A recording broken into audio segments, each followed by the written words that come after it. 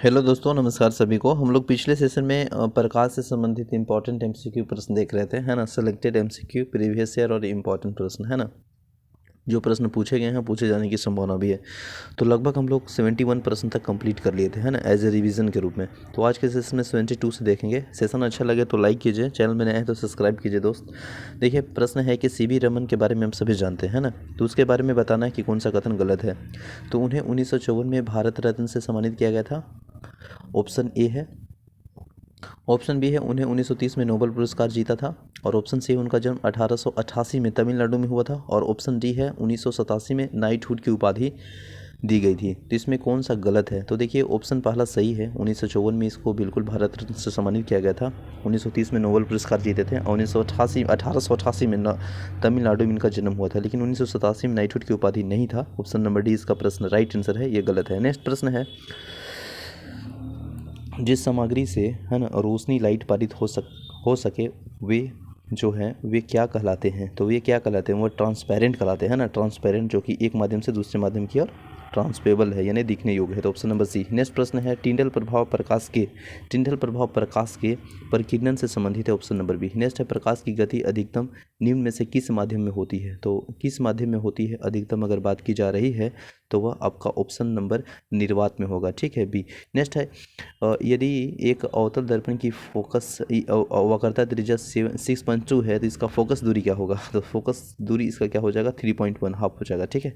Next है, दो माध्यमों के मध्य में सीमा पर प्रकाश के मुड़ने की घटना किसके प्रभाव से होती है? तो वह होती है अपवर्तन से। Option number C. नेक्स्ट है, प्रकाश नीले क्यों दिखाई देते हैं?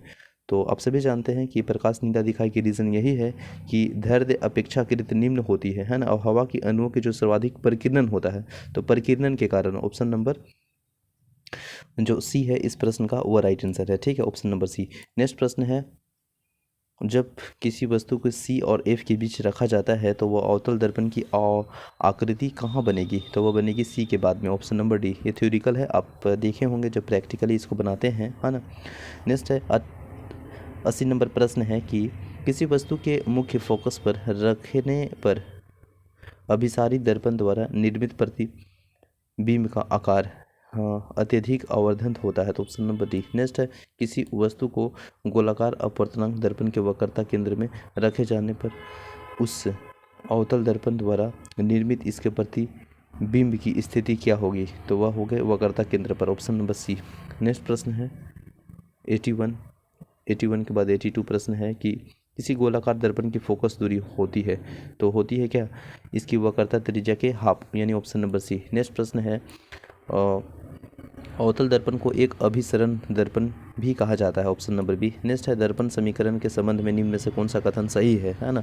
तो इसमें सभी दूरियों को दर्पण के ध्रुव से मापी जाना चाहिए। तो ऑप्शन नंबर बी। नेक्स्ट प्रश्न है, समतल दर्पण हमेशा वस्तु की एक ऐसी छवि निर्मित करता है जो आभासी, बड़ी और समान आकार में होती है। Option number C. नेक्स्ट प्रश्न है, एक वर्गीय दर्पण जिसमें परावर्तन सतह अंदर की ओर वक्रीय होता है उसे क्या कहते हैं? तो उसे अवतल दर्पण कहते हैं। Option number A. नेक्स्ट है, एक समतल दर्पण द्वारा बनाई गई छवि की विशेषताएं समान आकार, सीधी, पार्श्व और उल्टी आभासी। Option number A. नेक्स्ट है, एक समतल दर्पण द्वारा बनाई गई छवि हमेशा आभासी और सीधा होती है। Option number B. नेक्स्ट है, उत्तल दर्पण कॉन्वेक्स मिरर जो होता है उसका प्रयोग किस में किया जाता है? तो ऑप्शन में देखिएगा तो वाहनों की रिव्यू के रूप में भी उत्तल दर्पण का प्रयोग करते हैं, जो कि साइड मिरर के रूप में होते हैं, ठीक है, ऑप्शन नंबर ए। नेक्स्ट प्रश्न है, गोलाकार दर्पण की वक्रता केंद्र क्या होती है? तो गोलाकार दर्पण की जो वक्रता केंद्र है वह क्या होती है? इस प्रश्न का राइट आंसर क्या हो जाएगा? इस प्रश्न का राइट आंसर हो जाएगा कि यह एक खोखले गोले के केंद्र होता है जिसका गोलाकार दर्पण एक भाग होता है। Option number A. नेक्स्ट प्रश्न है 91 प्रश्न है कि सर्च लाइट का परावर्तन कौन है? तो सर्च लाइट का परावर्तन अवतल दर्पण है। Option number B.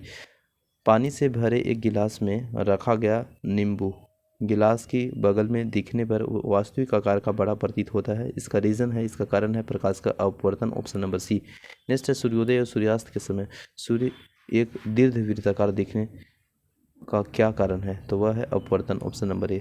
जब प्रकाश की विरल माध्यम से सघन माध्यम में प्रवेश करती है तो वह धीमा तथा नॉर्मल की ओर झुकती है। Option number D. नेक्स्ट है प्रकाश की किरण पानी से गिलास तक जाती है या झुकता है तो वह सामान्य की ओर और धीमी हो जाती है, ऑप्शन नंबर सी। नेक्स्ट है गोलाकार दर्पण की प्रतिबिंब सतह के केंद्र की ओर कहा जाता है तो वह पोल या ध्रुव, ऑप्शन नंबर सी। यदि आप एक दर्पण में दिखते हैं और पाते हैं कि छवि आपका परावर्तन आपके छोटा और दर्पण का प्रकाश है तो वह है उत्तल दर्पण के बारे में, ऑप्शन नंबर डी। नेक्स्ट है गोलीय दर्पण का अवधारणा क्या है तो गोलीय दर्पण की अवधारणा अवतल का प्रकाश का अपवर्तनांक है, प्रकाश का परावर्तन है, ऑप्शन नंबर डी। नेक्स्ट है निम्नलिखित में से कौन सा कथन सत्य है तो वह वक्रता त्रिज्या फोकस लंबाई के बराबर होती है, सत्य नहीं है। वक्रता त्रिज्या फोकस लंबाई की आधी होती है, सत्य नहीं है। वक्रता त्रिज्या फोकस लंबाई के 3 गुना के बराबर होता है, नहीं। वक्रता त्रिज्या फोकस लंबाई के 2 गुने के बराबर होता है ना, 2x यानी दुगुना, ऑप्शन नंबर डी। नेक्स्ट है दर्पण का सूत्र क्या है तो ये सिंपल है, आप सभी जानते हैं। दर्पण का अगर फार्मूला पूछा जाए तो इसका राइट आंसर क्या हो जाएगा, 1/u है ना, 1/u प्लस 1/v बराबर 1/f। तो इसको देख रहे हैं ऑप्शन नंबर सी में।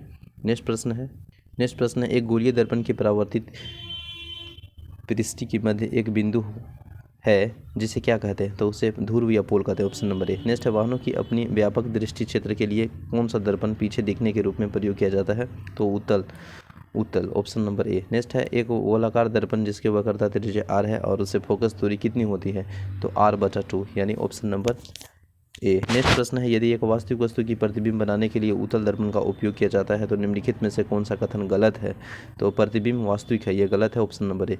नेक्स्ट प्रश्न है किसी वस्तु को मुख्य फोकस पर रखने पर अभिसारी दर्पण द्वारा निर्मित प्रतिबिंब के आकार अत्यधिक आवर्धित होती है, ऑप्शन नंबर ए। नेक्स्ट है एक वस्तु को एक अवतल दर्पण के सामने उसके फोकस बिंदु और वक्रता त्रिज्या केंद्र के बीच एक बिंदु पर रखा गया निर्मित होने वाली छवि होगी तो वह हो वास्तविक और उल्टी, ऑप्शन नंबर सी। नेक्स्ट है एक वस्तु को एक उत्तल दर्पण के सामने अनंत और दर्पण के ध्रुव के बीच स्थित एक बिंदु पर रखा जाता है निर्मित होने वाली छवि होगी तो वह आभासी और छोटी, ऑप्शन नंबर सी। नेक्स्ट है यदि अवतल दर्पण की फोकस और ध्रुव के बीच कोई वस्तु रखी गई तो निर्मित प्रतिबिंब का प्रकार क्या होगा तो आभासी होगा, ऑप्शन नंबर बी। उत्तल दर्पण की फोकस की लंबाई होगी ऑलवेज पॉजिटिव यानी धनात्मक, ऑप्शन नंबर सी। नेक्स्ट प्रश्न है जब किसी वस्तु को एक अवतल दर्पण के सामने अनंत पर रखा जाता है तो उसका प्रतिबिंब निर्मित होगा या होता है फोकस पर, ऑप्शन नंबर ए। नेक्स्ट है जब वस्तु की अवतल दर्पण की वक्रता केंद्र के बाहर रखा जाता है तो छवि का निर्माण होगा वह एफ और सी के बीच में होगा, मिडिल में ना।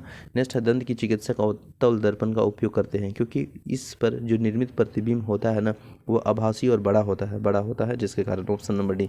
नेक्स्ट है वाहनों की हेडलाइट में प्रयुक्त जो दर्पण होता है वो अवतल दर्पण होता है लेकिन वाहन के साइड मिरर में होता है उत्तल रहता है, ठीक है। एक गोलाकार दर्पण जिसकी परावर्तन सतह अंदर की ओर मुड़ी हुई रहती है तो अंदर की ओर जो मुड़ा रहेगा उसको क्या बोलेंगे अवतल दर्पण, ठीक है। एक अवतल दर्पण की वक्रता केंद्र पर एक वस्तु रखी गई, इसका प्रतिबिंब कहाँ बनेगा तो वह वक्रता केंद्र पर बनेगा, ऑप्शन नंबर डी।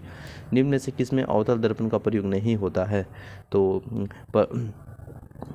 पश्चदर्शी दर्पण के रूप में नहीं होता, ऑप्शन नंबर सी। नेक्स्ट प्रश्न है एक वस्तु की अवतल दर्पण के सामने उसके वक्रता केंद्र और फोकस बिंदु के बीच की स्थित एक बिंदु पर रखा गया छवि का निर्माण कहाँ पर होगा तो वह होगा वक्रता केंद्र पर परे किसी बिंदु पर, ऑप्शन नंबर सी। नेक्स्ट है वक्रता केंद्र वाले किसी अवतल दर्पण के फोकस बिंदु एफ पर रखे किसी बिंब में प्रतिबिंब के संदर्भ में निम्नलिखित में से कौन सा कथन लागू होता है तो इसमें कौन सा कथन लागू होता है यह प्रश्न पूछा जा रहा है तो इसका राइट आंसर हो जाएगा, क्या हो जाएगा, वक्रता केंद्र और किसी अवतल दर्पण की फोकस एफ है तो इसका राइट आंसर हो जाएगा ऑप्शन नंबर सी। प्रतिबिंब वास्तविक उल्टा वस्तु के आकार से बहुत बड़ा होगा और अनंत पर बनेगा, ठीक है। नेक्स्ट प्रश्न है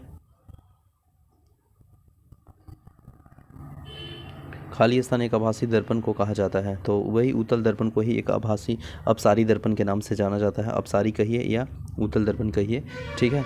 नेक्स्ट है यदि किसी वस्तु के अवतल दर्पण की वक्रता केंद्र पर रखा जाता है तो इसका प्रतिबिंब ऐसा बनेगा तो इसका प्रतिबिंब कैसा बनेगा उसका प्रतिबिंब वास्तविक समान आकार का बनेगा, ऑप्शन नंबर बी। नेक्स्ट प्रश्न है किसी गोलाकार दर्पण की परावर्तक सतह के व्यायाम को क्या कहा जाता है तो वह छेद कहा जाता है, ऑप्शन नंबर ए। नेक्स्ट है अवतल दर्पण का उपयोग नहीं है तो सर्च में सेविंग दर्पण के रूप में, और रिव्यू और दर्पण व्यू के दर्पण के रूप में, हेडलाइट के रूप में। तो ये सभी के रूप में तो अवतल दर्पण का प्रयोग है ना, लेकिन यहाँ ऑप्शन नंबर सी में नहीं है। ठीक है, नेक्स्ट है अवतल दर्पण के जब वस्तु की अनंत पर रखा जाता है तो छवि जो बनेगी वह कहाँ बनेगी? यह प्रश्न का राइट आंसर क्या हो जाएगा? तो ये प्रश्न का जो राइट आंसर हो जाएगा वह केंद्र पर वास्तविक उल्टा और अत्यधिक संकुचित छवि, ऑप्शन नंबर बी। नेक्स्ट प्रश्न है वस्तु की प्रतिबिंब की जो ऊंचाई से वस्तु की ऊंचाई का अनुपात कहलाता है, वस्तु की अनुपात कहलाता है वो लाल या नहीं पार्श्विक व्युत्पन्न, दर्पण सूत्र या परावर्तन का प्रथम नियम या रेखीय आवर्धन। तो इसका राइट आंसर क्या हो जाएगा बताइए? इसका राइट आंसर हो जाएगा रेखीय आवर्धन, ऑप्शन नंबर डी। नेक्स्ट श्वेत प्रकाश के निम्न में से किस रंग का तरंग उच्चतम होता है? तो किसका उच्चतम होता है? तो यह होता है लाल का, ऑप्शन नंबर सी। नेक्स्ट है जब श्वेत प्रकाश में 7 रंगों का मिश्रण है तो कांच के प्रिज्म से होकर गुजरता है तो उसका परिक्षेपण क्यों होता है? तो क्यों होता है, इसका राइट आंसर क्या हो जाएगा बताइए? इसका राइट आंसर हो जाएगा कि श्वेत प्रकाश में जो 7 रंग कांच के प्रिज्म से अलग अलग चाल से गुजरते हैं, ऑप्शन नंबर बी। नेक्स्ट प्रश्न है निम्नलिखित में से किसमें उत्तल दर्पण का उपयोग किया जाता है? तो उत्तल दर्पण का उपयोग किया जाता है रिव्यू और मिरर के रूप में। ठीक है, उत्तल दर्पण का प्रयोग किया जाता है, और बाकी इसमें सेविंग के लिए अवतल का प्रयोग किया जाता है। ठीक है ना, वाहन की हेडलाइट में भी और डेटिंग के मिरर में भी और सेविंग मिरर में भी सब अवतल दर्पण का प्रयोग किया जाता है, लेकिन रियल व्यू मिरर में किसका प्रयोग किया जाता है? तो वह उत्तल दर्पण का प्रयोग किया जाता है। तो ऑप्शन नंबर डी इस प्रश्न का राइट आंसर हो जाएगा। नेक्स्ट है किसी गोलीय दर्पण के परावर्तक सतह का जो केंद्र वह बिंदु है जिसे ध्रुव कहा जाता है, ऑप्शन नंबर सी। एक विमान दर्पण के लिए छवि है, एक विमान दर्पण के लिए छवि है आभासी और पार्श्व उल्टा, ऑप्शन नंबर ए। नेक्स्ट है यदि किसी दर्पण की फोकस लंबाई +15 है ना तो यह क्या होगा? तो यह होगा उत्तल दर्पण, लेकिन नेगेटिव रहता तो क्या हो जाता? अवतल दर्पण। ठीक है, जब प्रकाश किसी चमकीली सतह पर आपतित होती है ना, जब प्रकाश किसी चमकीली दर्पण पर आपतित होती है तो परावर्तित की घटना घटित होती है वह नियमित, ऑप्शन नंबर सी। नेक्स्ट है एक समतल दर्पण के लिए छवि होती है तो एक जो समतल दर्पण की छवि जो होती है आभासी और पार्श्व उल्टी होती है, ऑप्शन नंबर डी। तो आई होप सेशन अच्छा लगा होगा। लगभग हम लोग ने 132 प्रश्न को एज ए रिवीजन के रूप में है ना देखे हैं। तो थैंक यू सो मच, जय हिंद।